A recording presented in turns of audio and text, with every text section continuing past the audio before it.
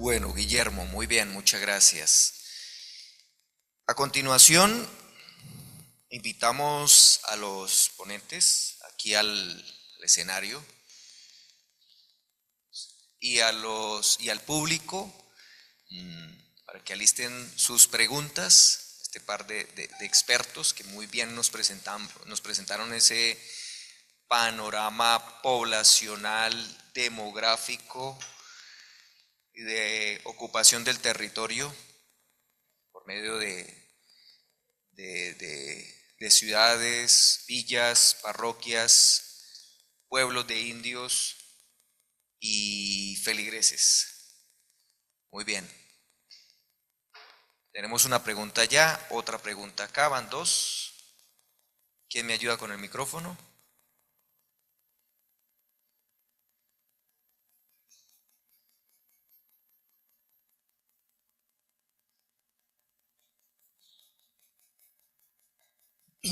Buenas tardes. Yo soy Rafael Isaacs, soy matemático, nada que ver con historia, y no soy santanderiano, soy bogotano, pero llevo 50 años aquí en Santander, en la UIS. Yo vine porque a mí me causa mucha curiosidad la diferencia que hay entre la población de Santander y la población, por ejemplo, de Boyacá, Cundinamarca, Cauca. Yo de niño vivía en Chía y bajaban los indígenas y paseaban por el pueblo. Después estudié en Tocancipá y subíamos a la montaña y nos encontrábamos con indígenas, con señoras que uno sabía que eran indígenas. Aquí desaparecieron. Aquí no se ve ningún rasgo indígena. Y me causa tremendo los yarigüíes. Oiga, esos desaparecieron por completo. Y en estos días que estuve leyendo un poco de La otra raya del tigre y de el famosísimo Leo Yengerke, caigo en cuenta de que ese fue de los tipos Olaquina, que él tanto promovió, que terminó exterminando a esa tribu que era muy diferente a las demás, a las guanes. Parece que los yarigüíes eran como no eran sedentarios, eran viajeros. Entonces, yo no sé si eso se ha estudiado y vale la pena hacer un análisis comparativo. ¿Por qué en Cauca se conservaron tanto los indígenas? En Boyacá también, en Cundinamarca, y aquí se desapareció casi todo. Uno sabe de lo que yo he escuchado en épocas de la Revolución Comunera, habían grupos indígenas, gente que vivía ahí, decían este es indígena, aquel es indígena. Y entiendo que los yarigüíes estuvieron siempre por allá escondidos en la serranía de los yarigüíes, pero de pronto, de un momento a otro, se les dio tan duro que desaparecieron por completo. Y creo que así con muchas de esas tribus desaparecidas. Gracias.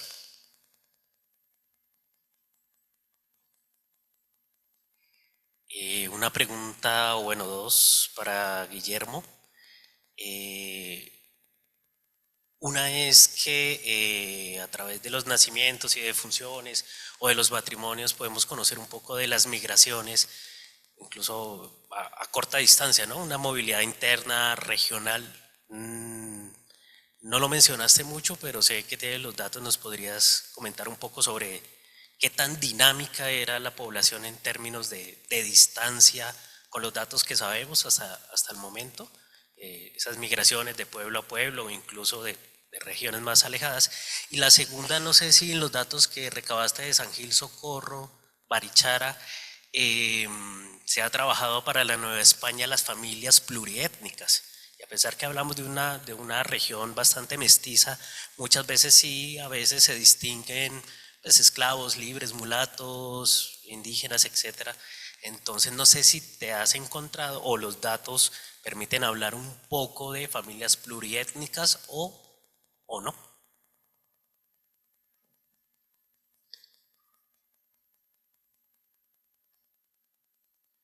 Gracias. Una pregunta para el profesor Silvano. Me causa mucha curiosidad lo del ascenso de parroquia a villa. Yo sé que eso era una especie como de mejorar el estatus político de la parroquia o de su pueblo. Nos nombraste algunos ejemplos, pero me gustaría saber si sabes de ejemplos de parroquias que le negaron la categoría de villa o que lo intentaron y no pudieron, y qué factores jugaron en esa negativa, o qué factores veía la justicia para validar ese ascenso, y por qué las que aplicaron y le negaron, por qué no se dio.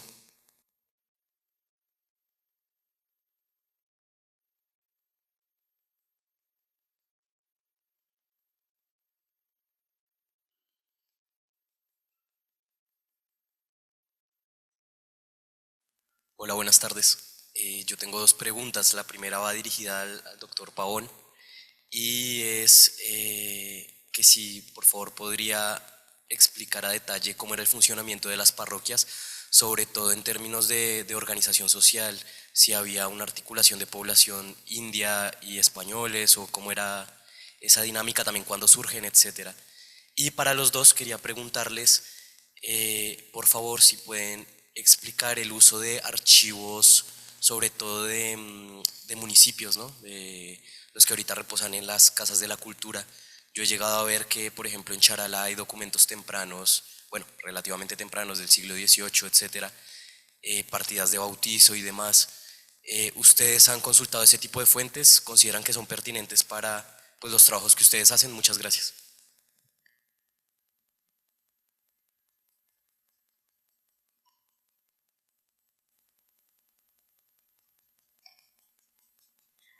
Bueno, buenas tardes. Muchas gracias por sus ponencias muy interesantes, muy sugerentes. Por aquí tengo una pregunta que hizo la profesora María del Pilar Monroy por Facebook. Pregunta, quisiera saber sobre si han explorado las parcialidades indígenas, preguntó María del Pilar.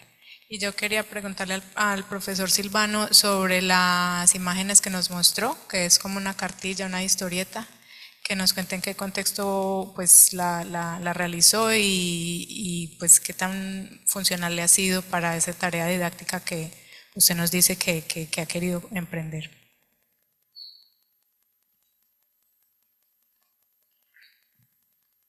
Bueno, muchas gracias. Una pregunta para los dos profesores es la siguiente. El profe comentaba que se ha trabajado los guane, o tenemos algunos elementos de los guane, pero hay otras comunidades que se han quedado ahí que todavía nos hace falta trabajar.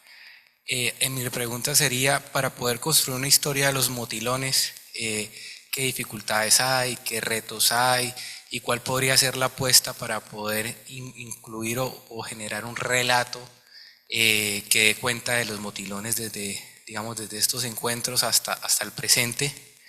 Y la otra pregunta para el profesor Silvano, muy en consonancia con lo que decía ahorita la profesora Brenda, ¿qué acogida ha tenido este material de historieta y divulgación con las instituciones educativas en Cúcuta o en los espacios que su merced ha podido establecer relaciones? Muchas gracias.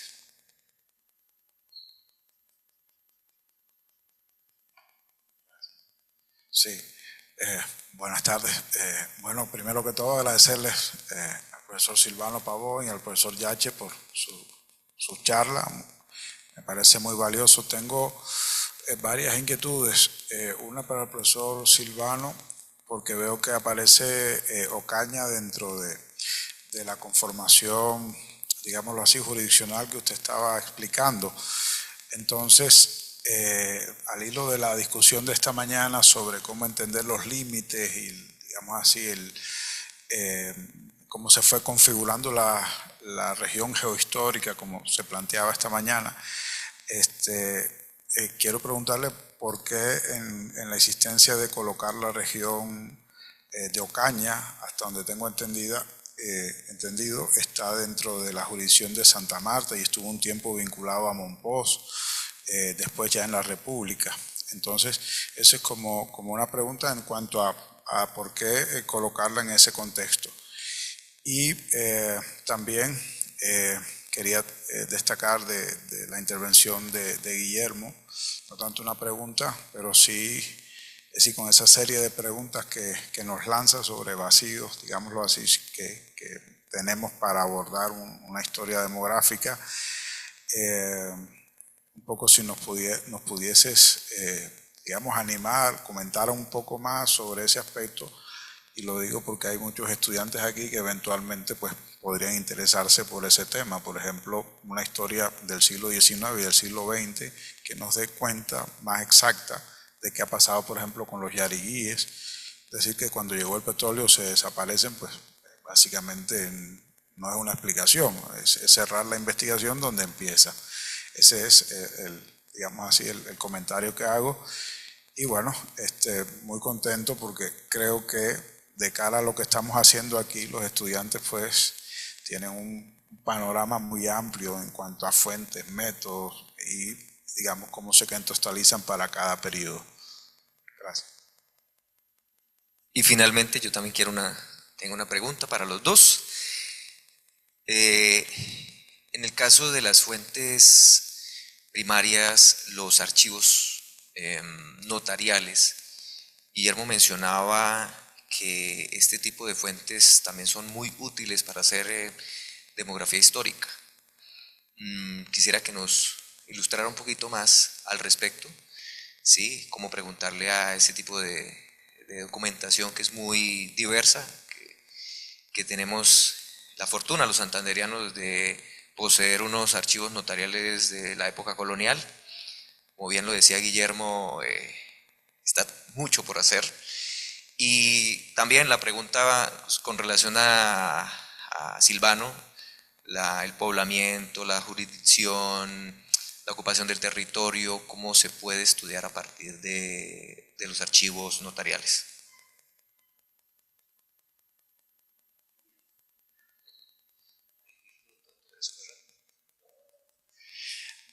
Bueno, lo más valioso para un maestro, pues lo digo pues desde el oficio de la enseñanza de la historia, son las preguntas. Y para el historiador, pues al fin que asumimos el pasado desde una pregunta. Entonces, muchísimas gracias por sus apreciaciones, por sus preguntas. Me da la oportunidad de compartir pues algo más del arrebato de la presentación. La desaparición de los pueblos de indios, voy a pues, tomarlo desde dos ópticas, que es la pregunta del compañero matemático. Vea, los pueblos que quedaron insertos en las ciudades, las comunidades conquistadas, repartidas y encomendadas, van a ser parte de un modelo económico y social. Son repartimientos, encomiendas, y luego se van a convertir en pueblos de indios, pueblos de doctrina. Entonces, cada una de las ciudades formó un abanico de pueblos de doctrina. En el caso de la provincia de Pamplona, la ciudad de Pamplona, de la cual pues buena parte del actual departamento de Santander y todo el sur de norte de Santander quedó en esa jurisdicción. Allí se establecieron 12 doctrinas. De las 12, pues ahí está Servitá, está Suratá, Carcassí, en el actual territorio de Santander. Las otras son el territorio norte de Santander, Cácota, Silos, Arboledas, Lavateca. La ciudad de Salazar de las Palmas tuvo un pueblo también, Santiago. Por otro lado está pues, Cúcuta, Chinácota, Chopo, o sea, todos los pueblos. Entonces, lo que encontramos aquí es que en las jurisdicciones de las ciudades, el siglo XVII constituye las doctrinas de naturales. Esos pueblos son pueblos de doctrina, son pueblos de naturales de la República de Indios y dinamizan en los valles fértiles que paralelamente se van poblando vertiginosamente con población blanca y mestiza. Pues a fin de cuentas los primeros enclaves los hacen los españoles, los primeros encomenderos, luego los criollos estancieros y demás. El siglo XVIII trae algo muy especial y es las parroquias. Las parroquias es porque hay una población flotante ya muy numerosa, en 100 años largos esa población tiene que dárseles una unidad territorial. ¿Por qué? Porque la norma es clarísima, los pueblos de indios tienen que estar separados, la República de Indios va a estar separada. Sin embargo, en los valles fértiles, ¿qué está pasando entre el siglo XVII y XVIII? Tienen que ir a misa allá, tienen que ir a hacer los oficios religiosos y convertir los preceptos religiosos allá, o si no, hacerse el viaje a la ciudad matriz, la iglesia mayor. Para que eso no pase, para resolver ese tema, entonces, los parroquianos hacen un proyecto muy poderoso para elegir una parroquia y así lograr mantenerse separados. Pero no, eso no, ya está muy junta la población, ya están interactuando, los indígenas arriendan parte del resguardo para pagar el tributo. El mestizaje está creciendo vertiginosamente. El compañero habló de haber hecho una mirada al final del 18 para ver el madresolterismo. No, el madresolterismo está en el siglo, a mediados del 18 ya es impresionante. Pues le tomamos como una foto demográfica a un pueblo de indios, en este caso la Bateca, que era un pueblo que congregaba por vía de la cofradía de las Angustias muchísima gente, y este pueblo tenía solo 24 familias indígenas, matrimonios, de los cuales ya 4 estaban casados con libres o con esclavos, porque de paso el pueblo de la Bateca tenía el colegio de los jesuitas al lado. Entonces el rector de los jesuitas había sido autorizado para casar indios con negros, y la hacienda del colegio sonsacaba las indias por vía matrimonio con los negros. Entonces ahí empezó a aparecer los zambachigos, empieza a hacer el mestizaje ya es múltiple, porque está la presencia de negros, salen zambos, es un tejido extraordinario. Además de mostrarme por vía de la cofradía y de las fiestas de la Bateca la red de matrimonios con los otros pueblos. Entonces yo pude hacer un mapa de qué indios de la Bateca se casan con chinácotas o con cácotas o con otra gente, y hay toda una red de matrimonios y es fabulosa, y es donde uno ve cómo la provincia se entreteje. ¿Con qué? Por vía matrimonial, los apellidos, las familias. Voy para lo siguiente.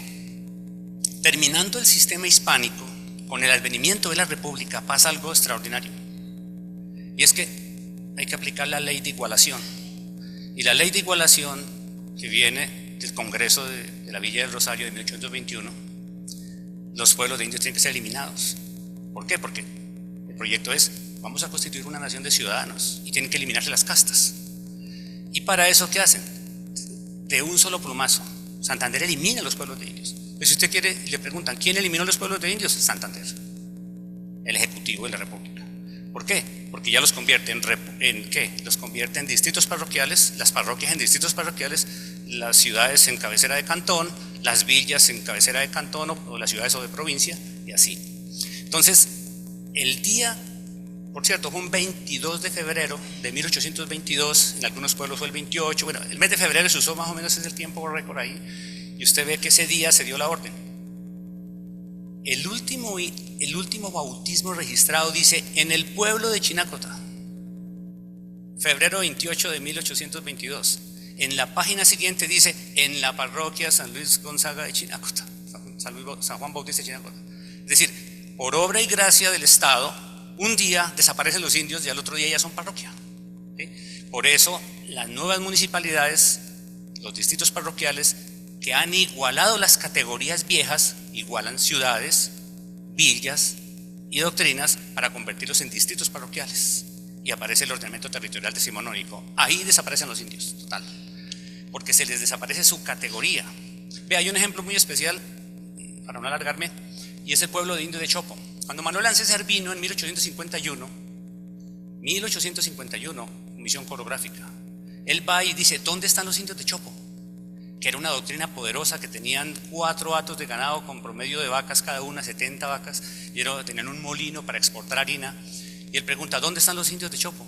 No había nadie, los encontró pobres, patidescalzos, patica al piso, por allá una vereda que llama El Páramo.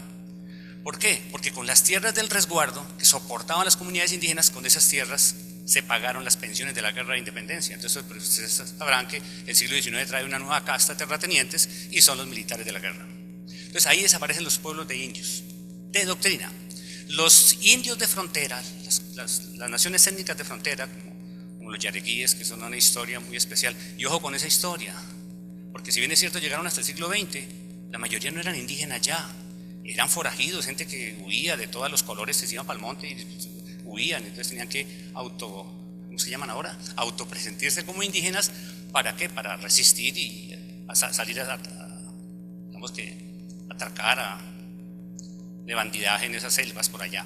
Entonces el tema de las fronteras, ese es un estudio muy especial, y da con la pregunta que está haciendo el compañero de cómo vamos a estudiar los barí, cómo vamos a estudiar el mundo motilón. Pues los estudiamos desde Maracaibo, los estudiamos desde la ciudad de San Faustino de los Ríos, que se fundó en 1700 1662 justo como frontera étnica para poder despejar la navegación por el río Zulia, ¿sí? Y es tardísimo, 1662, ¿cierto?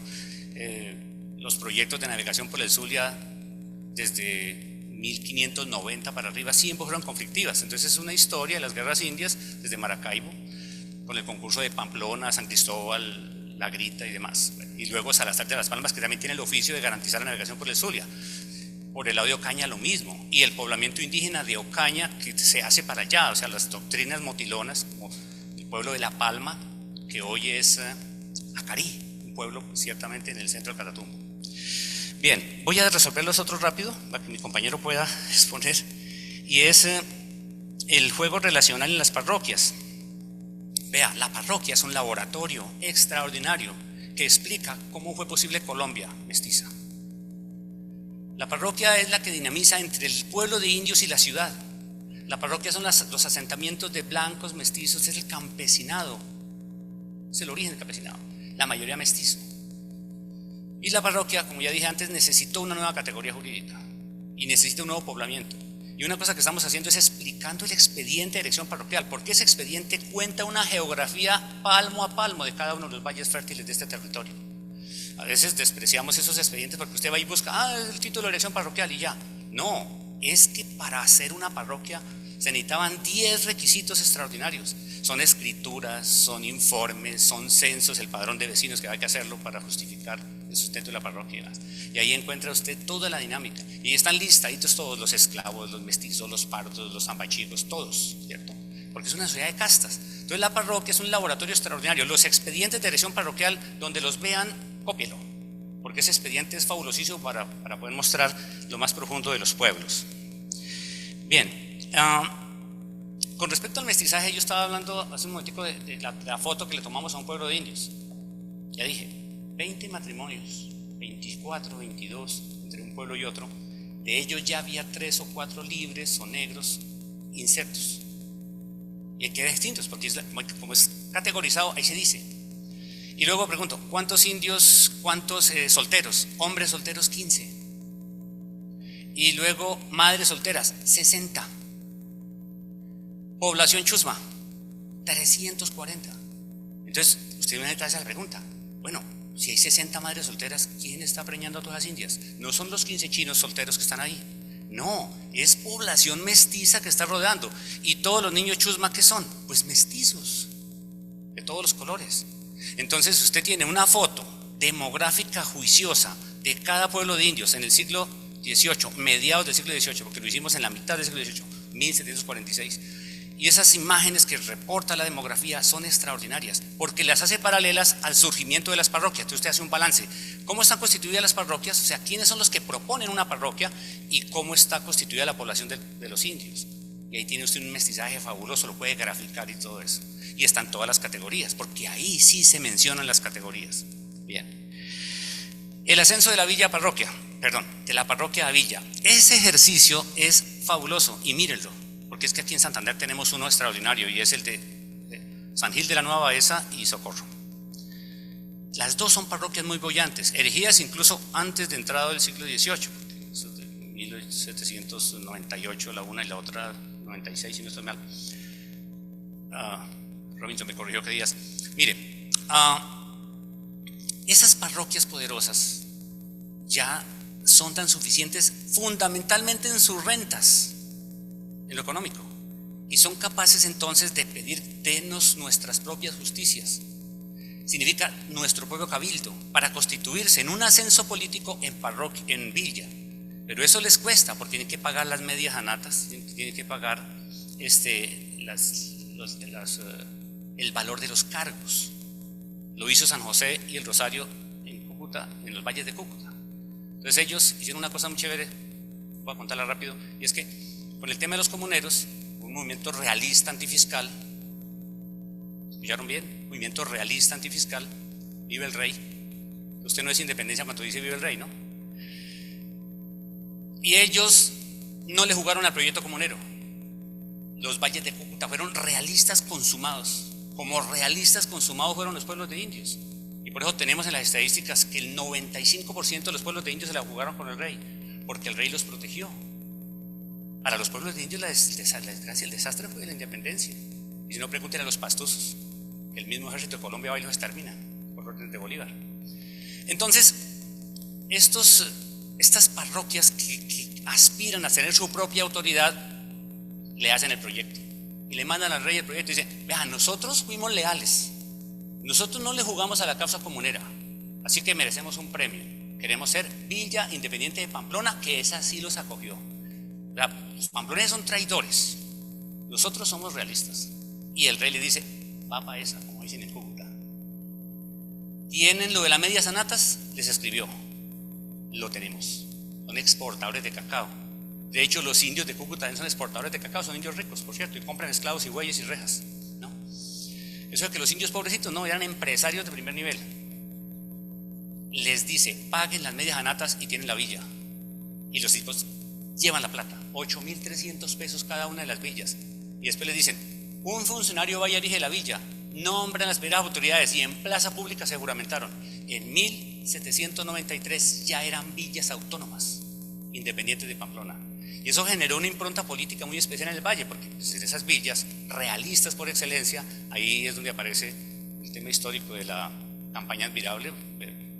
Bolívar va y los conquista en 1813, y de ahí pasa para Venezuela.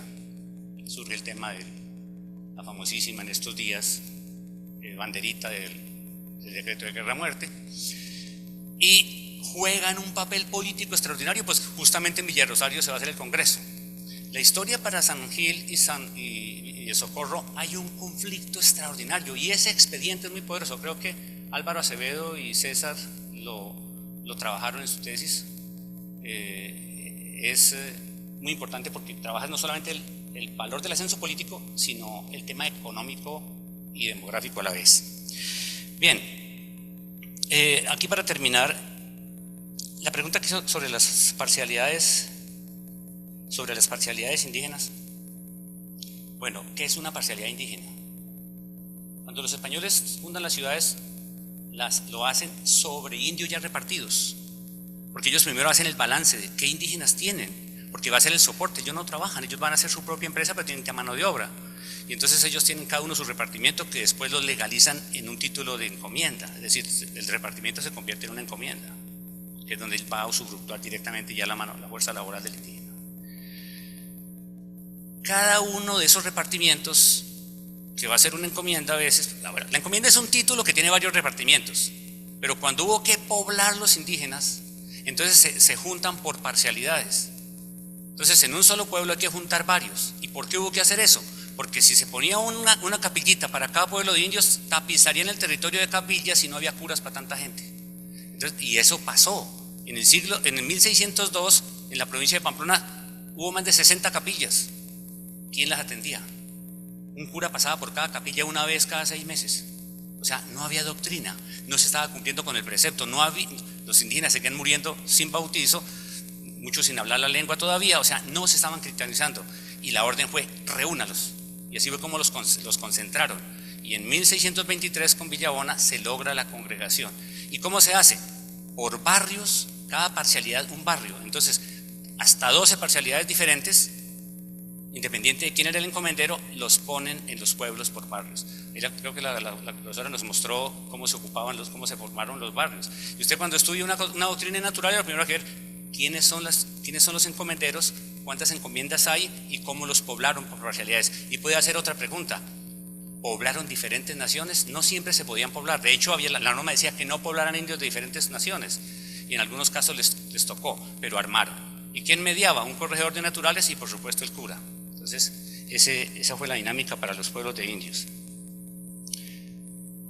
Termino acá, Ocaña. ¿Por qué Ocaña, siendo de la jurisdicción de Santa Marta, por qué Ocaña está en norte de Santander? El tema es, claro, vamos por orden. Primero porque Ocaña la fundaron los pamploneses. Es decir, Ocaña es una de las ciudades fundada por los pobladores de Pamplona. Pero no eso la hace pertenecer a Pamplona, porque está dentro de la jurisdicción de Santa Marta y allá gobernó el gobierno es de Santa Marta, eso pertenece a la gobernación de Santa Marta. Pero el tema político decimonónico trae eso, ¿sí? jugar con esos dos, y es que tiene una relación directa en el comercio, en la economía. O sea, Pamplona no subsiste sin Ocaña. Ocaña es el término medio y Ocaña tiene su puerto, que hoy es Gamarra más o menos. Y entonces el vínculo con el mundo exterior se hace a través de Ocaña. Es una élite muy emparentada, totalmente. Son los mismos pobladores, pues a Ocaña la apuntó Pamplona. Y bueno, ya al final, con el ordenamiento territorial de Reyes, ¿qué se hizo? Pues se creó el departamento de Cúcuta, en ese desorden de Reyes, que después echaron para atrás y ya crearon los departamentos como era. Ahí, como tú dices, fue el departamento con el sur del Cesar, el sur del Magdalena. El Cesar no existía y esa parte duró ahí, pero fue el departamento de Cúcuta que duró solo 2 años. Cuando ya se crea el departamento norte de Santander, definitivamente quedó Ocaña dentro del norte de Santander, pero por cierto, con una territorialidad terrible. Es un pueblo partido por la mitad prácticamente, que es González. La mitad es de Cesar y la otra mitad es de norte de Santander, con un ordenamiento territorial terrible. Por ejemplo, ¿qué hace un habitante de González, que es un barrio de Ocaña, o el Río de Oro, que es un barrio de Ocaña, para ir a Valledupar a cualquier negocio con el departamento? El ordenamiento territorial es terrible. Eso es otro tema para otro lado, porque por ejemplo, nosotros tenemos en norte de Santander un barrio, o sea, un barrio de San Alberto es jurisdicción de norte de Santander, se llama La Pedregosa. Imagínense, el rector del colegio de La Pedregosa para ir a la Secretaría de Educación en Cúcuta, pasando primero por Bucaramanga. O sea, ese es un tema que para ustedes sería genial. Asuman los problemas del ordenamiento territorial del Gran Santander. Nos toca, de hecho. Bueno, finalizo. Las fuentes. Vea, qué pena. Las fuentes locales. La pregunta que hace el compañero. Sí. Yo suelo contar el tema de las fuentes de una vez en cada tema, y es lo siguiente. Las ciudades generaron unas fuentes, amén de las fuentes del poblamiento, de la crónica y demás, visitas de la tierra y todo lo que haya para la administración de la población indígena. Pero la ciudad genera unas fuentes. Lo primero, el protocolo notarial, la escribanía pública, y la tenemos completa. La de Pamplona son 540 tomos y están en Family Source.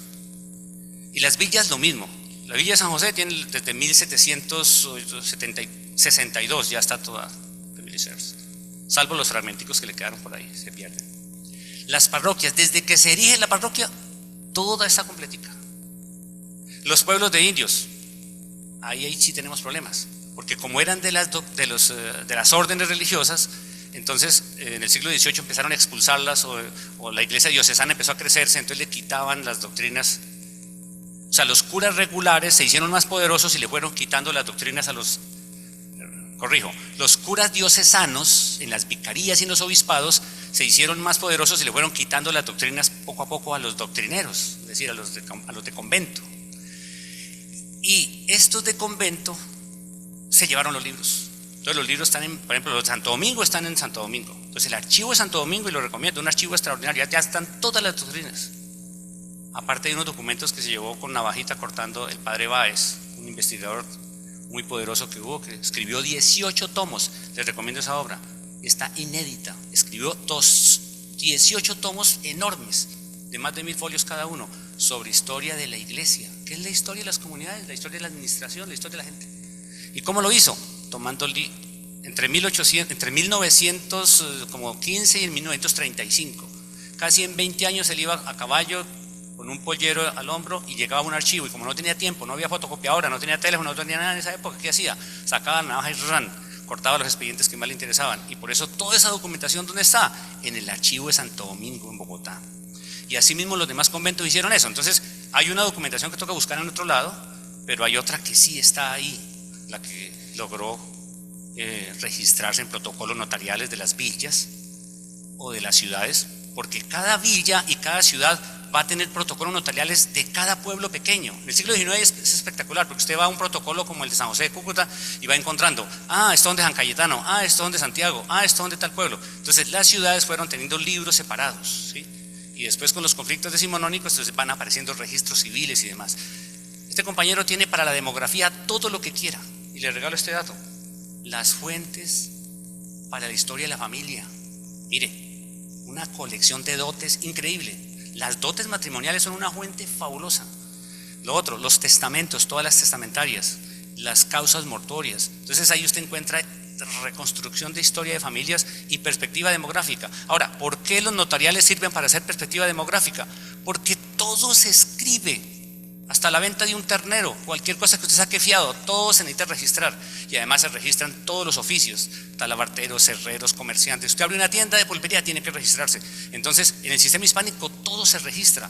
Por eso tenemos una corporeidad de fuentes extraordinarias para hacer historia social, socioantropológica, cultural, toda la que quiera, ¿sí? Y por supuesto la demográfica.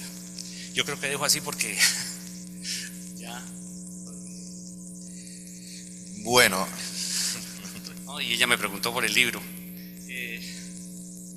La obra sí se llama Historia de Cúcuta Ilustrada. Es un texto que está, primero, el primer volumen contiene la perspectiva pedagógica, porque yo quiero invitar a los historiadores que uno no escribe para una casta, uno escribe para ser leído en la sociedad y para producir contenidos inteligentes ahora para la web.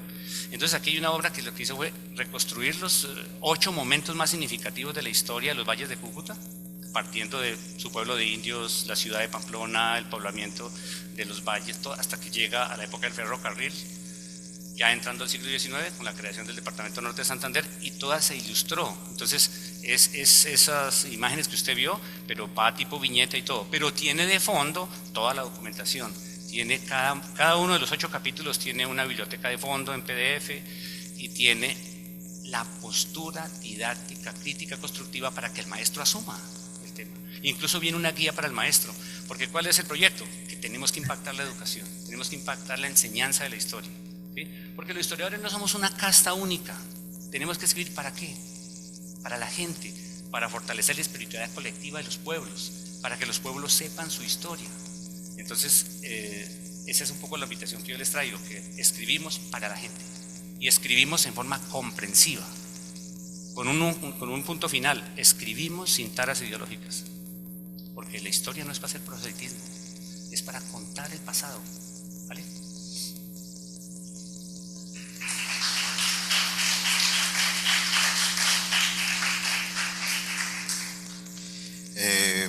Bueno, ya lo mencionaba, muchas cosas ya el profesor Silvano las resolvió.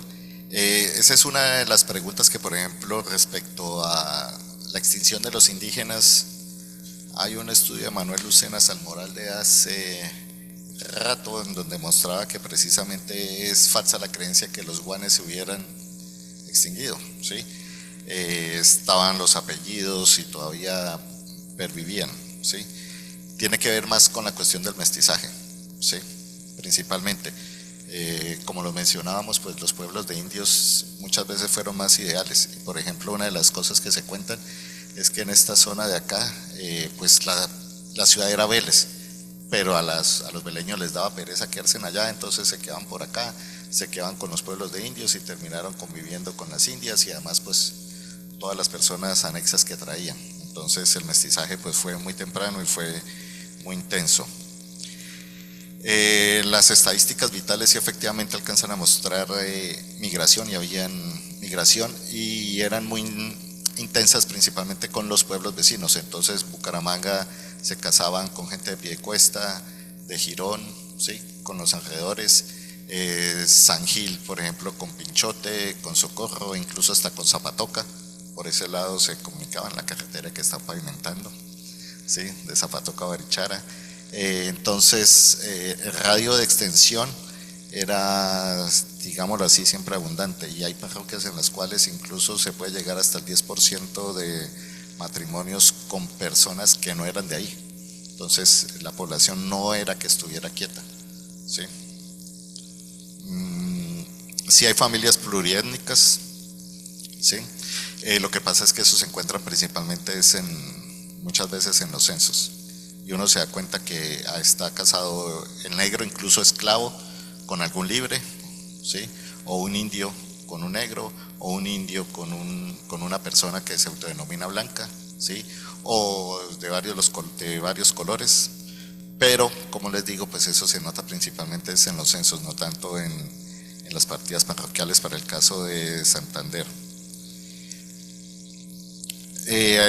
Los archivos de la Casa de las Culturas pues lamentablemente dependen mucho de el estado en el que uno los encuentra y el acceso.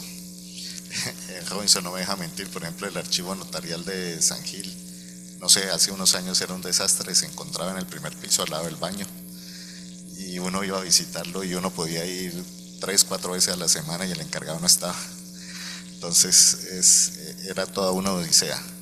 En Cúcuta me pasó, allá el archivo notarial se encuentra en la Academia de Historia, y yo todo emocionado me encontré un tomo, lo fui a abrir y se deshizo en mis manos. Y la encargada, ¡ay! No está, y lo botó, porque literalmente no quedaba nada. Eso fue, yo quedé así, pasmado, ¿sí? Pero esa es lamentablemente la realidad que tenemos. Por ejemplo, allá ni siquiera tenía aire acondicionado. Entonces, depende mucho de eso. Afortunadamente, sigo, gracias a Dios, la Iglesia de Jesucristo de los Santos de los Últimos Días, como que nosotros conocemos como los mormones, microfilmaron todo eso y prácticamente son los guardianes de la historia, ¿sí? Y como les digo, ustedes crean una cuenta del MS que es gratuita y usted puede acceder, ¿sí? Pues en ese sentido sí no hay inconvenientes con ellos. Y si hay algo que no hay, pues, o que no pueden acceder, ustedes van al Centro de Historia Familiar que hay en el barrio Asturias y usted le dan acceso. O sea, en ese sentido no hay inconvenientes. Bueno, por ejemplo, para estudiar a los motilones, nosotros desde aquí lo podríamos hacer exactamente por internet, ¿sí? Porque los motilones no pertenecían a esta jurisdicción, sino a la llana norte de Santander, hacia el lado del Catatumbo. Entonces habría que buscar los archivos de esas ciudades, Salazar de la Palma, San Faustino de los Ríos, hacia allá.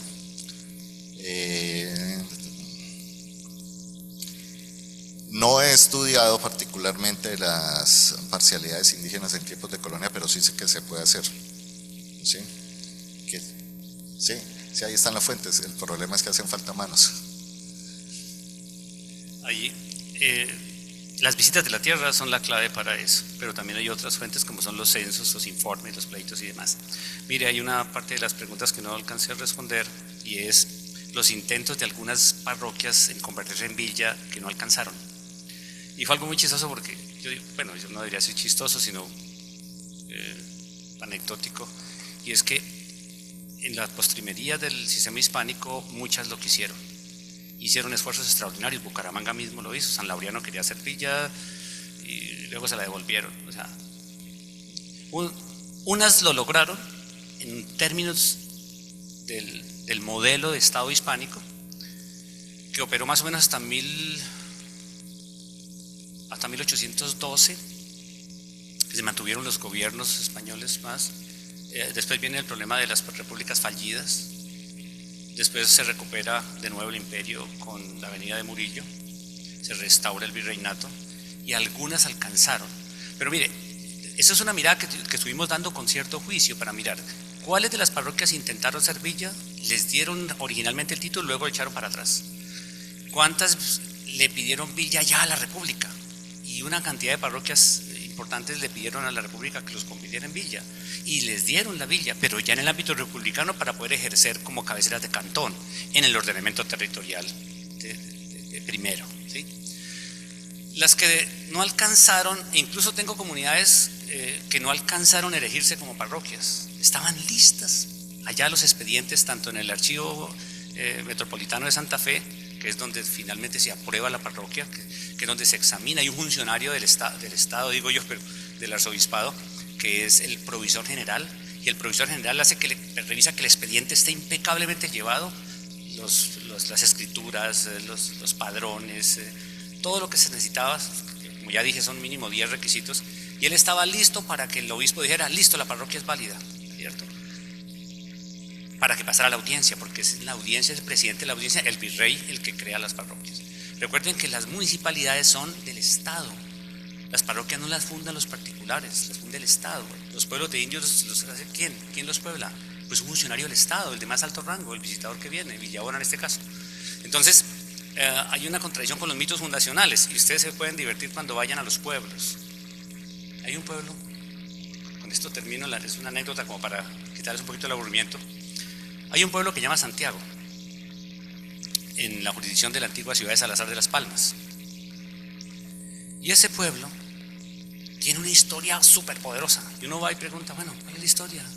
No, este pueblo fue fundado por orden del mismísimo apóstol Santiago, que se presentó en un caballo con traje medieval ante uno de los terratenientes del lugar, el señor fulano de la Fuente, y le dijo: usted va a poblar aquí un pueblo en mi honor, yo soy el apóstol Santiago. Y él fue y pobló ese pueblo, hizo el pueblo. Y entonces para ellos es una historia extraordinaria. El mito fundacional de ellos es pueblo poblado, erigido, usan la palabra fundado por el apóstol Santiago, por orden del apóstol Santiago. Entonces llaman al historiador que va a ir a la conferencia, entonces me reúnen todos los maestros del pueblo, todos los estudiantes, como 300 personas. Yo digo, el origen de Santiago es este, y explico una doctrina que se estableció en tal época, la primera visita fue de fulano, los indígenas eran de tal etnia, y la población final se hizo en 1623 tal día, y se hizo de tal manera. Dice, pero ¿cómo? ¿No fue el apóstol Santiago? Decían los niños, no fue el apóstol Santiago, el que dio la orden, fue Villabona de Subiaurre. Y entonces, ¿qué hacemos? Invitamos a los maestros, hagan la historia del mito fundacional de la literatura. Además hay unos bellísimos en todo el territorio nuestro, y eso hace parte de la cultura. Los historiadores no llegamos a demoler mitos y a echar por tierra la literatura, llegamos a ponerle un lugar a las cosas. ¿Y quién hace eso? La didáctica. La didáctica es la ciencia, la disciplina espectacular, que junto a la pedagogía le dan un lugar a las cosas. Entonces, si es literatura, es literatura, si es matemática, es matemática, si es ciencia, es ciencias, y si es historia, es historia.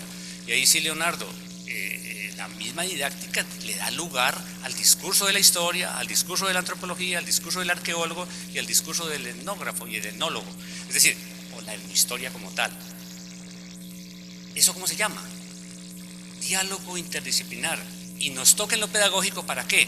Para que no llegue el historiador de odioso, o el arqueólogo, o el antropólogo a derrumbar mitos, sino que convivan en la comunidad los mitos todos, pero que el maestro de ciencias sociales hable de ciencias sociales y de historia. Y entonces el maestro de literatura que asuma la formación cultural tradicional de la literatura. Eso es un poco lo que estamos haciendo en estos últimos. Ahorita que Silvano cuenta esa anécdota, me acuerdo cuando empecé a estudiar historia, que nos pusieron a leer un artículo, porque él decía que la ciudad de Cúcuta no fue fundada ni era ciudad. Todo el mundo le cayó encima. Y ese fue uno de los primeros textos que leímos, y enseñándonos en el berenjenal que nos íbamos a meter al ser historiadores, que precisamente tenía que ver con eso, con poner las cosas en su lugar. Exactamente. Entonces, por ejemplo, en las notarías uno encuentra dotes. En las dotes, como usted bien lo decía, se enumeran muchísimas cosas, y lo mismo el testamento. Y es que había una cosa muy importante. En ese entonces, cuando la gente se iba a morir, pensaban si se iba a salvar o no. Entonces, cosas que se habían mantenido secretas, ahí salían a la luz pública. Hijos que se habían negado, muchas veces los padrinos realmente eran los padres, y otro tipo de cosas.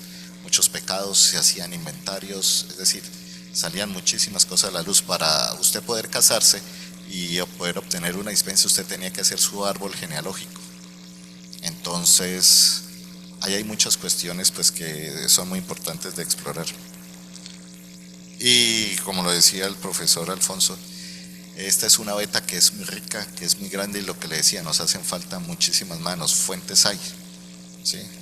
Y yo creo que, por ejemplo, para lo que les decía, para mirar todos los censos nada más que hay en el archivo de la Arquidiócesis de Pamplona, necesito 10 reencarnaciones, ¿sí?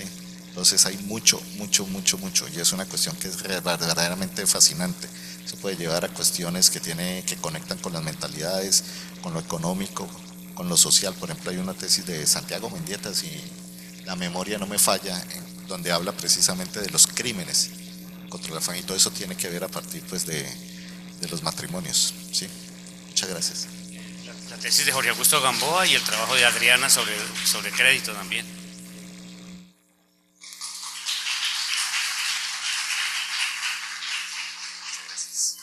Invitamos a nuestro ponente presencial, a nuestros ponentes virtuales, para la sesión de preguntas del público, que por cierto está bastante diezmado, ¿sí?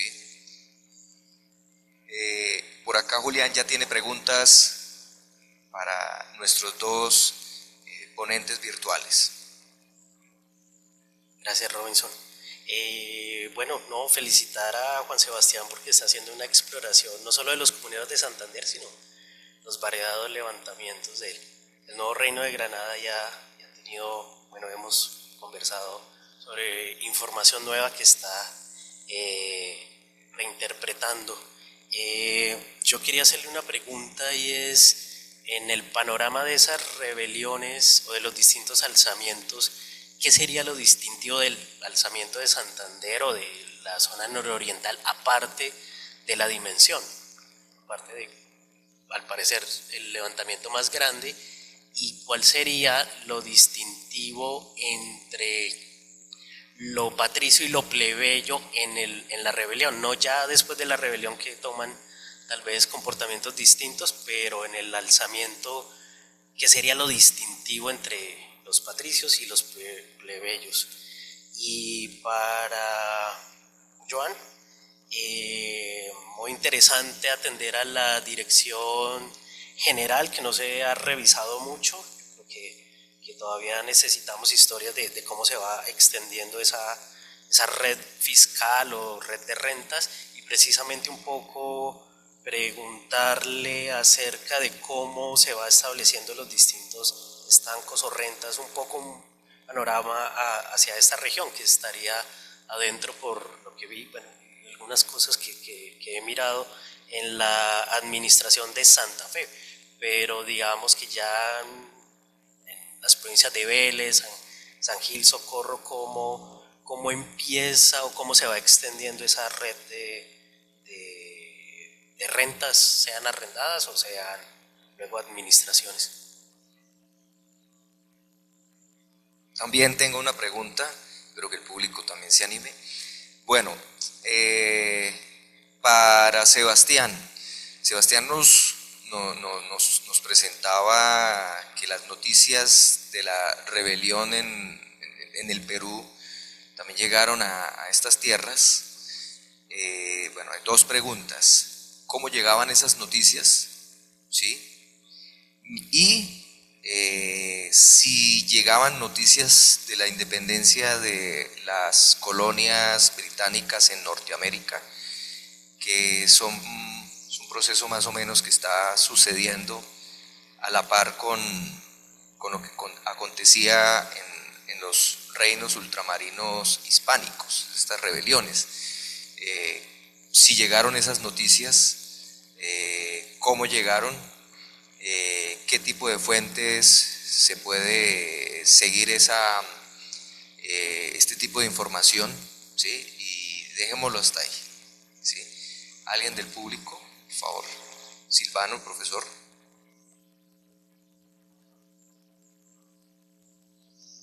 Gracias. No, pues aquí para nuestro compañero presencial, para no dejarnos solo. Hay un ejercicio que es casi que obligado, y es saber cuáles son las competencias de cada autoridad. En el sistema hispánico es casi que religioso el asunto. ¿Quién tiene y qué competencia ejerce? Yo le hice un seguimiento a los corregidores de naturales por el caso de Silos, precisamente, porque el caso de la quema de las brujas de Silos en 1746, supimos del caso porque hubo que investigar el abuso de autoridad de los alcaldes. Entonces ahí examinamos las competencias del alcalde del pueblo de Silos, o sea, los alcaldes indios, porque ahí, un poco asusados por el cura, ellos aceleraron el proceso y quemaron las indias.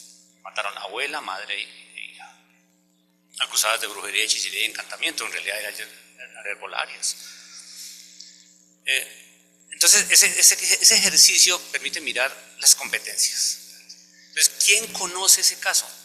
El alcalde mayor de Pamplona. Entonces, van los alcaldes de Pamplona a conocer un abuso de autoridad, y por eso conocemos el expediente.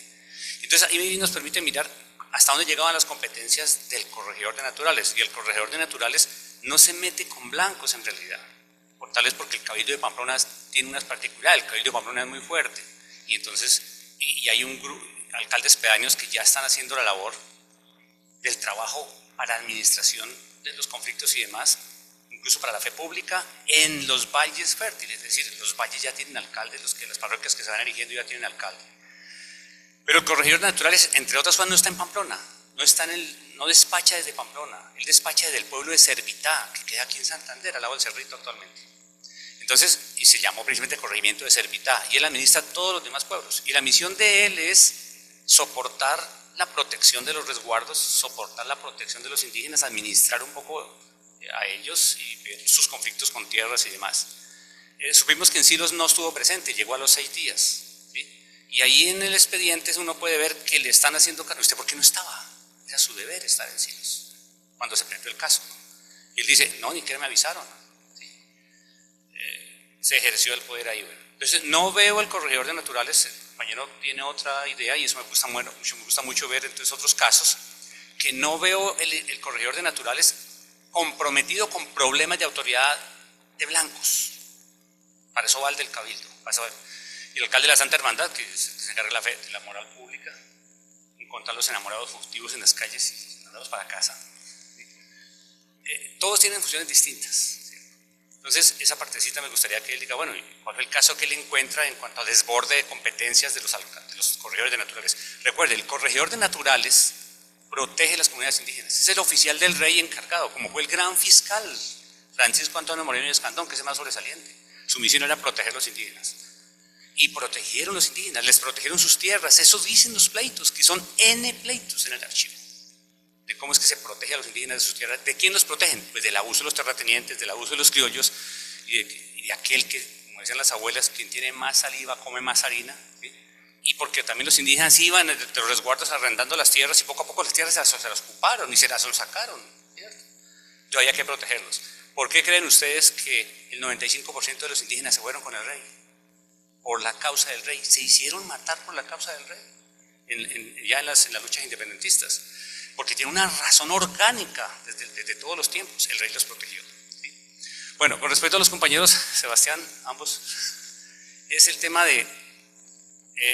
me gusta mucho el enfoque sobre las interpretaciones, porque el oficio del historiador es interpretar con juicio. Y yo estoy dando una pela para que se interprete sin taras ideológicas. ¿Sí? Por eso preguntas sobre resistencias y cosas de esas, pues, a veces no cuadran muy bien. La historia hay que contarla. A pesar de que tengo posiciones también sobre una historia comprometida, pero esa es otra cosa. Y fue un movimiento antifiscal, fue un movimiento realista. ¿Qué significa realmente vive el rey? ¿Qué hay en el corazón de ellos? ¿No? Una cosa es luchar por el abuso de autoridad y otra cosa es, y él dijo, un movimiento conservador en cierto modo. Entonces, que aclaráramos un poco eso hoy. Digamos, bueno, los comuneros, para un horizonte interpretativo crítico así, no son antecedentes de la independencia. Pero que la historiografía de Simónico lo planteó como tal, que ustedes saben que la historia patria se hizo con propaganda. Hizo una historia generada desde los partidos. De una manera la contó el Partido Liberal y de otra manera la contó el Partido Conservador.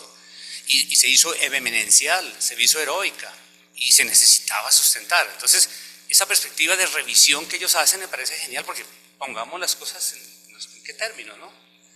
Y el balance que hizo sobre John Ledy Phelan, pues obvio, leemos a Ledy Phelan, entonces ahí nos dan unos términos.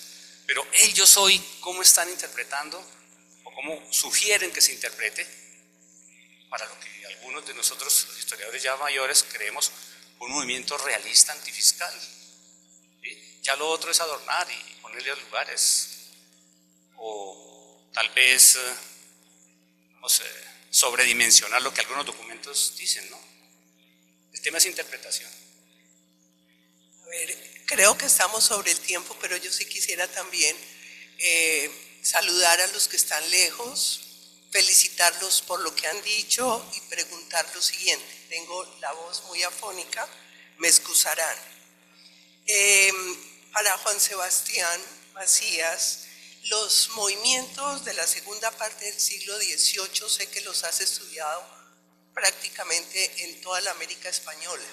Quisiera preguntarte qué particularidad encuentras en el de los comuneros. Para Sebastián Guisa, sé que has trabajado el tabaco con toda la intensidad, ahora veo que trabajas también el aguardiente. Quisiera saber si hay otro estanco que pudiera ser significativo dentro de esta región de Santander y por qué. Y para Julián, que también he seguido un poco de cerca su trabajo, me gustaría saber qué has o qué puedes proponer sobre alcaldes pedáneos y alcaldes de la Santa Hermandad. Gracias.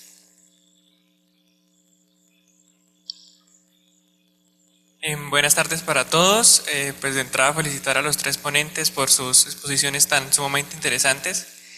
Mi pregunta es súper puntual para Julián Velasco y pues en tu exposición y en las diapositivas nos mostrabas algunos mapas que nos comentabas que estaban inconclusos, que estaban en proceso de construcción. Entonces, pues me interesa saber cómo, no solo qué fuentes primarias utilizaste y secundarias para construirlos, sino también qué herramientas como digitales utilizaste, porque pues siento que siempre son un complemento súper útil a la hora de escribir nuestros textos. Gracias.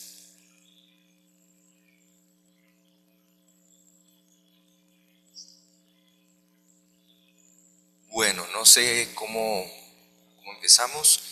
Le damos la palabra a nuestros ponentes virtuales, al que quiera empezar, y después a Julián, y terminamos con otro de ustedes. No sé, ¿quién quiere empezar?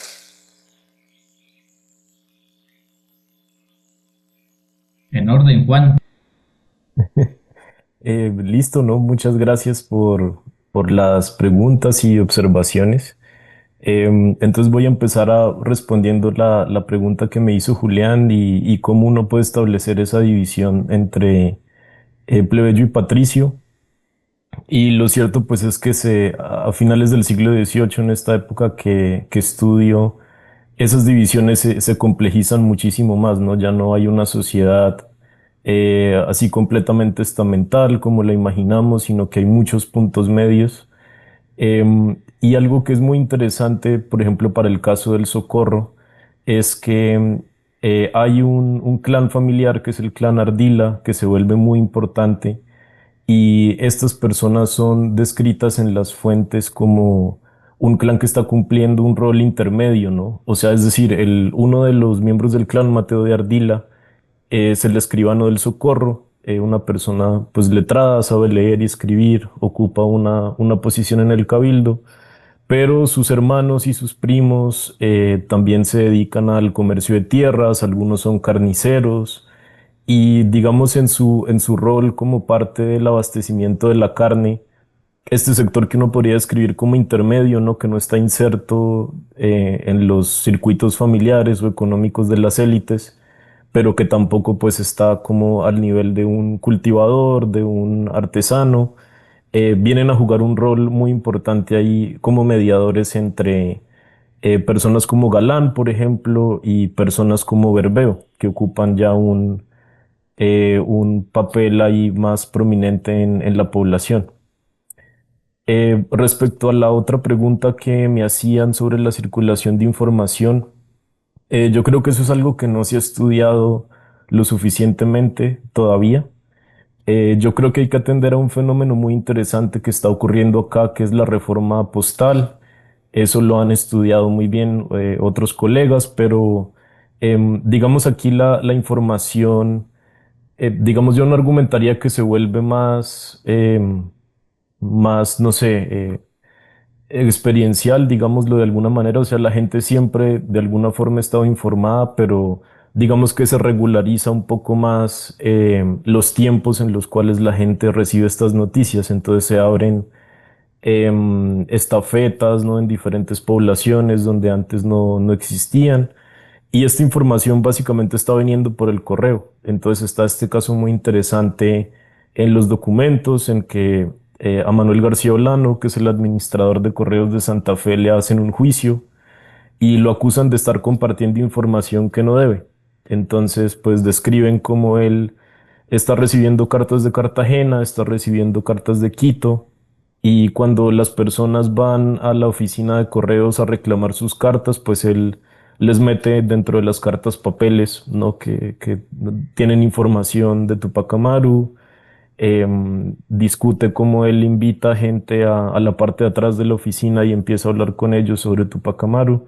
Entonces la información está circulando por el correo, pero también yo he encontrado que circula a través de personas, ¿no? O sea, por ejemplo, hay un caso súper interesante que transcribió Manuel Arciniegas en uno de sus libros de un platero en la ciudad de Santa Fe, que lo escuchan en el puente de San Francisco hablando sobre los comuneros. Entonces esa noche van a la casa, le requisan la casa y encuentran que el tipo tiene unos papeles em, pues del Tupac Amaru, pero también tiene copias de un texto del siglo XVII que se llama El prodigio del desierto. Casi que este tipo es como un Menocchio, ¿no? De alguna manera. Y respecto a la información de la independencia de Estados Unidos, pues yo no he encontrado que circule explícitamente, pero sí hay muchas noticias, por ejemplo, de la guerra entre España e Inglaterra, ¿no? De la que hace parte también la guerra de independencia de Estados Unidos, ¿no? Se enmarca dentro de ese conflicto más amplio y pues si llegan noticias, por ejemplo, de los combates en Gibraltar y algo que me parece muy interesante de cómo circula o se comparte esta información es que pues la gente empieza a dudar, ¿no? A tener como opiniones respecto a lo que está pasando. Entonces, por ejemplo, llegan estas noticias y la gente comenta, no, es que yo no creo que la Armada se vaya a tomar Gibraltar, no creo que de pronto es más plausible que se tomen Jamaica. Entonces creo que todos estos fenómenos de que la información se intensifica, se discute, pues es muy clave para entender este momento, ¿no? Que es una coyuntura en la que hay muchos recursos que la gente usa para reflexionar sobre lo que está pasando. Respecto a la otra pregunta del profesor Silvano, yo creo que sí, o sea, hay que evitar pues caer en estas interpretaciones teleológicas. Yo pues soy muy consciente de que pues no hay que ver este proceso como un antecedente de la independencia, pero por lo que sí yo abogo es una relectura que permita entender también esto, pues más allá de una interpretación que solo tiene en cuenta este aspecto de un pacto colonial, que digamos, yo encuentro en las fuentes que la gente está proponiendo toda una serie de cosas, ¿no? No solo están diciendo tenemos que acabar estas reformas para volver a lo que teníamos antes, sino que también la gente está aprovechando para poner otras ideas de por medio. Entonces, por ejemplo, no sé, yo he encontrado que en la jurisdicción del Socorro están discutiendo si deberían pagar obenciones al cura, ¿no? Que digamos no es algo que esté contemplado en las reformas ni sea parte explícita del programa fiscal, pero ellos están diciendo es que yo no debería pagar por un bautismo, no debería pagar por un casamiento. Entonces es un contexto en el que la gente también está viendo la oportunidad de repensar su situación, digamos no en términos de que nos vamos a independizar, pero sí están, digamos, discutiendo sobre lo que ellos creen que es justo. También, como decía, esta información les permite imaginar acuerdos alternativos para la sociedad. Y esto ya pues es parte de mi investigación doctoral en curso, pero sobre todo es interesante ver el efecto que tiene las noticias sobre Tupac Amaru en la población indígena. Hay casos en los llanos, este caso de Silos, en que la población indígena está diciendo Tupac Amaru es el rey, ¿no? Y eso pues merece, ¿no? Que lo miremos con más cuidado, que lo estudiemos más, pero yo creo que sí, o sea, no se están imaginando una república, pero yo creo que sí hay cambios fundamentales aquí en la cultura política, ¿no? O sea, lo que la gente está discutiendo, los valores, ¿no? Que están considerando aquí. Y por último, para responder la pregunta de Diana, yo creo que sí, esto se enmarca dentro de movimientos que son paralelos, ¿no? Tenemos a Tupac Amaru, Tupac Katari, casi al mismo tiempo que se está desarrollando esta rebelión. Y pocos años después tenemos también la revolución haitiana, la independencia de Estados Unidos. Y yo creo que la diferencia fundamental es que esta rebelión se conforma por medio de una coalición amplia. Entonces tenemos no solo indígenas, sino mestizos, criollos, personas libres, esclavizadas. Entonces es una coalición amplia que se sostiene en el tiempo, es algo que es muy raro en otras partes, ¿no? Casi que la rebelión de Tupac Amaru, uno puede afirmar que es una rebelión indígena. Hay ciertos intentos de alianzas con criollos, pero pues esto se deteriora muy rápidamente. Y yo creo que es eso, ¿no? Como logra articular diferentes demandas, y eso quizás es muy difícil en el contexto de la revolución haitiana o la rebelión de Tupac Amaru. Eh,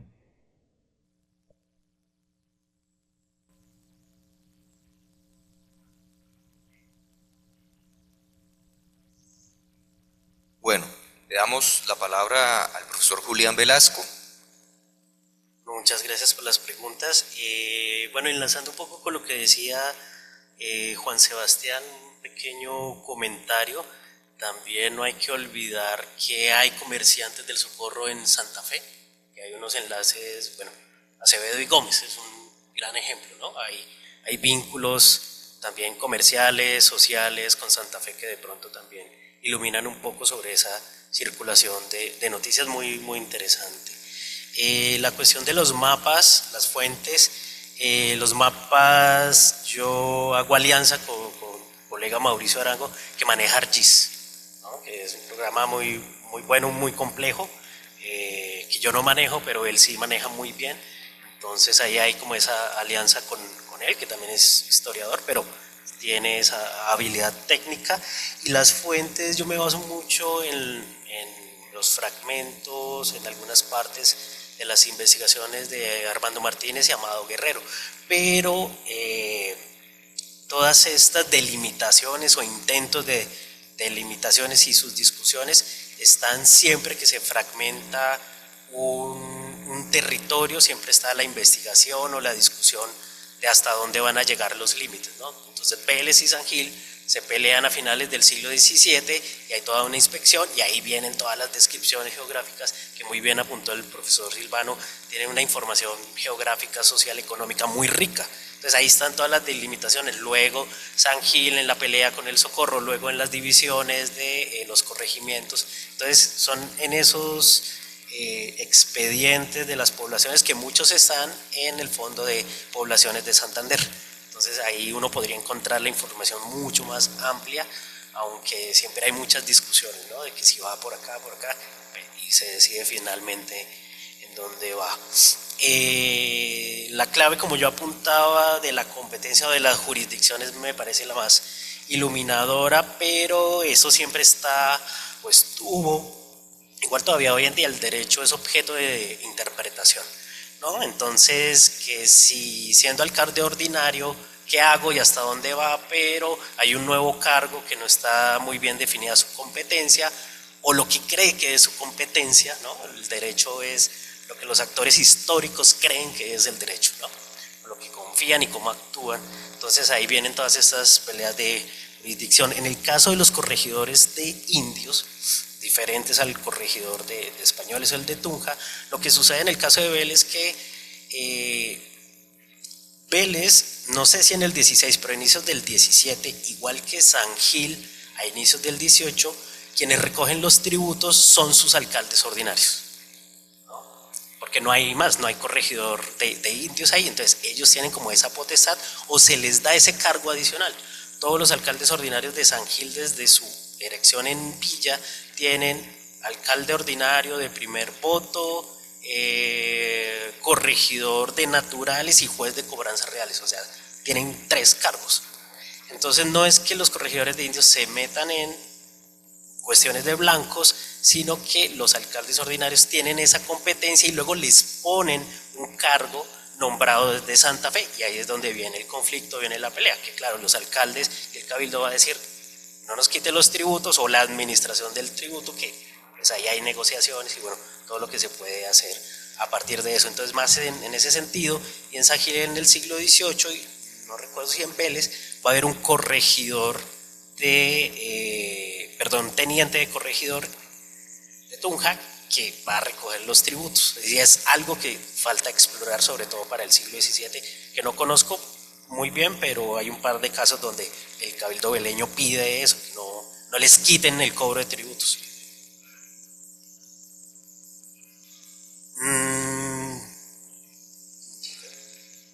Y con relación a lo de los alcaldes de la Santa Hermandad, bueno, que tiene como la revisión, la ronda es el alcalde provincial de la Santa Hermandad, y a veces los alcaldes de la Santa Hermandad le ayudan, pero en realidad el ámbito de competencia es, como desde la época medieval, pero ya insertado en los cabildos, es los crímenes, incluso ciertos crímenes en despoblado y caminos. Entonces uno siempre los encuentra tratando de capturar a los cuatreros, en la vigía del robo de ganado o ciertos crímenes en los caminos, pero sobre todo ese es su ámbito de competencia. Y de los protectores, sí, es el encargo particular del rey, pero más que protectores como tal, o la protectoría sería como una mediación, ¿no? Porque él muy pocos pleitos, peticiones inicia, sino es todo lo que le mandan los indios, las comunidades, los caciques que le mandan, o el representante, o los que van a Santa Fe a hacer eso. Y hay algunos oficios que tienen anexo la protectoría, o hay unas protectorías en algunas ciudades que es algo que falta estudiar, ¿no? Esos cargos ya más regionales y no solo el de Santa Fe. Y finalmente, para terminar lo que me preguntaba la profesora Diana, los alcaldes pedáneos y de la Santa Hermandad a mí me parecen que son la mejor una de las maneras más interesantes de conocer a la población rural o al gobierno rural, porque ellos son los que están recorriendo todas estas zonas de las parroquias o zonas que, si bien no tienen parroquias, tienen vecindarios importantes, o bueno, tienen varios pobladores asentados, y hay población que pide justicia, pero no solo hacen justicia, hacen más cosas dependiendo del cargo. Y al principio su nombramiento es potestad del cabildo, así inician en varias parroquias, en varias villas y ciudades del Nuevo Reino, pero luego el virrey les quita el nombramiento. Les pide la terna al cabildo, pero el que los nombra es el virrey. Entonces ahí hay unas tensiones muy interesantes, pero a mí lo que siempre me ha interesado es la justicia rural. La administran ellos y me parece una de las mejores vías para conocer, sobre todo porque son vecinos reconocidos o de la ciudad villa o de la parte rural y conocen a la gente, ¿no? Son los que conocen, que se caminan el territorio y conocen muy bien a la gente. Y bueno, y ahí para cerrar diría un dato que no todo en la sociedad hispánica se registra. En realidad la justicia verbal es bastante amplia, y la justicia escrita es un porcentaje muy pequeño frente a lo que ocurría. Es muy difícil de percibir, pero muchas veces hacen alusión a que una reconvención, un pequeño juicio verbal se hizo y no se cumplió, entonces surge el pleito escrito. Entonces yo creo que es una vía muy, muy interesante para analizar el gobierno rural o la justicia rural.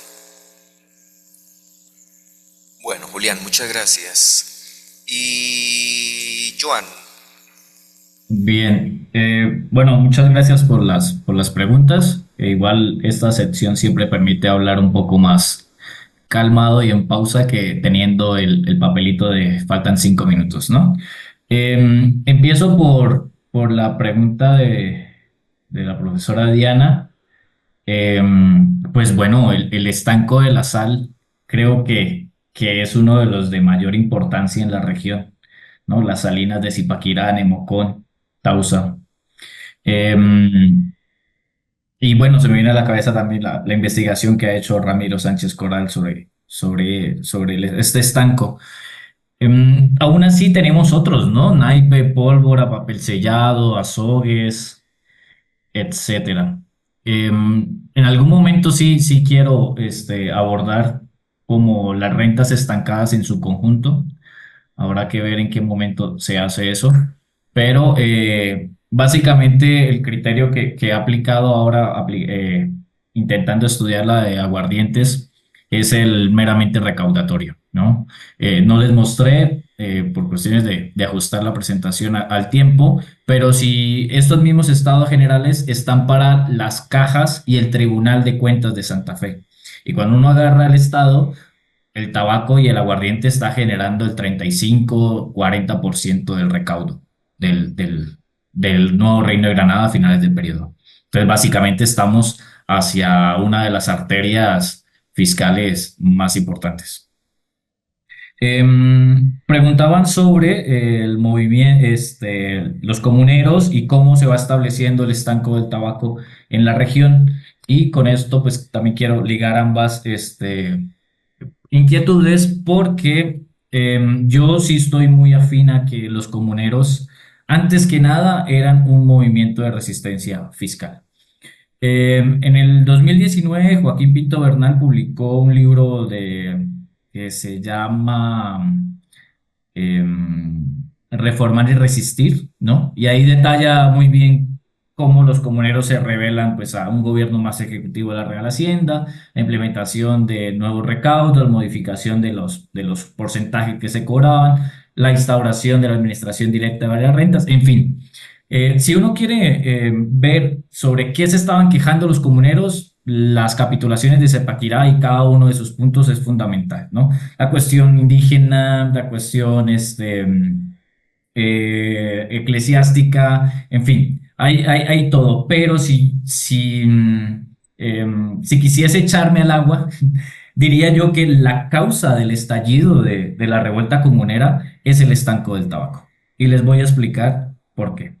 En 1776, bueno, el estanco del tabaco está desde 1764. Hay 2 reales cédulas que lo mandan a implementar y José y el virrey Mesía de la Cerda empieza con el Alto Magdalena, con una administración en Honda y controlando el cultivo del tabaco en Ambalema. Luego se insiste para que de manera paulatina el estanco se extienda a las demás zonas. Y al nororiente del virreinato, del nuevo reino de Granada, perdón, quien lo va a hacer es el virrey Antonio Flores. Antonio Flores lo que va a hacer es establecer una administración general en el Socorro.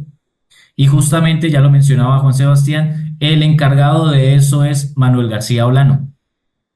Esa administración va a estar hasta 1778, cuando llega Francisco Gutiérrez de Piñeres y revisa qué tanto se ha avanzado sobre el estanco del tabaco. En fin, se da cuenta que García Olano es un desastre, lo retira de allí y se toman 2 estrategias fundamentales, que creo yo es el origen del estallido de la revuelta. Uno es cerrar esa administración general de Socorro y trasladarla a Santa Fe, y la otra es quitar el permiso o la facultad de cultivo del tabaco a regiones que tradicionalmente lo estaban, que eran las de Socorro y la provincia guarentina, diríamos hoy en día, ¿no? La del Socorro y la provincia guarentá. Y concentra las siembras en Girón y Zapatoca. Eso va a ser rápidamente, junto con el establecimiento de resguardos del sistema policivo, y ya lo mencionaba Juan Sebastián, las confrontaciones directas que tiene el resguardo con las siembras clandestinas, un impacto social muy importante, que viene a justamente estallar cuando se les sube inclusive el tabaco y el aguardiente los precios por una Real Orden de 1781, en medio del contexto de la guerra que tiene contra Gran Bretaña. Entonces, el quitar el permiso de cultivo en estas regiones va a aflorar un sentimiento no tan grato hacia el rey, y en principio encarnizado en Francisco Gutiérrez de Piñeres, ¿no? ¿Cómo se apacigua? Cuando uno va y revisa cómo apaciguan a los comuneros después de la firma de las capitulaciones, pues volviéndoles a permitir cultivo del tabaco. Y la gente se regresa a continuar sembrando tabaco hasta 1783, y la comisión de Joaquín de Finestrat, que se va a apaciguar la gente y explícitamente les dice por qué no pueden cultivar tabaco nuevamente, y va en contra del rey, en fin, pero toda esta misión eclesiástica. Y ya para finalizar, cuando uno va y revisa el libro de Mario Aguilera Peña y los perfiles de los líderes del común, pues esta gente sembraba tabaco. Entonces, el establecimiento de la región es paulatino, es tardío, además, y tiene una crisis fundamental con los comuneros que se ejemplifica en cuestiones fiscales, ¿no? Y bueno, básicamente era eso. Gracias.